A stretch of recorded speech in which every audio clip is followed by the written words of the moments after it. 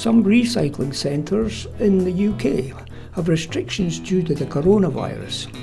Why not avoid trips to the skip and make your own compost? Here's how I made a composting box and my way of composting.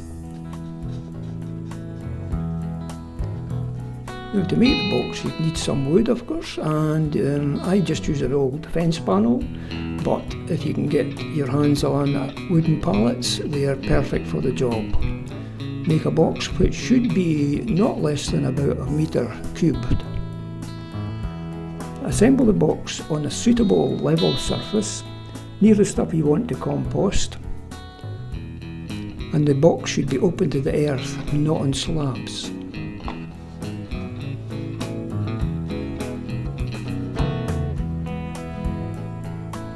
Now, herbs are fine for composting.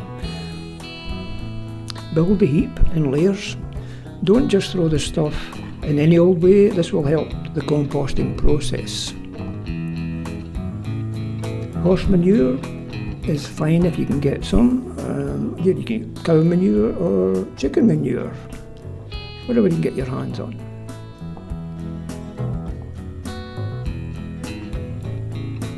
Now, kitchen waste can always be composted. Tea bags, coffee grounds, vegetable and fruit peeling. Some leftover food, but not meat or bones for obvious reasons. The heap won't smell if it's done properly. Don't put stalks in the compost unless you've got a shredder.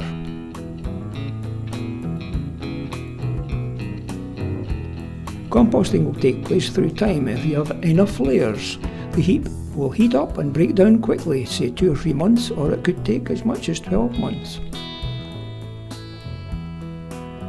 Have fun. Thanks for watching.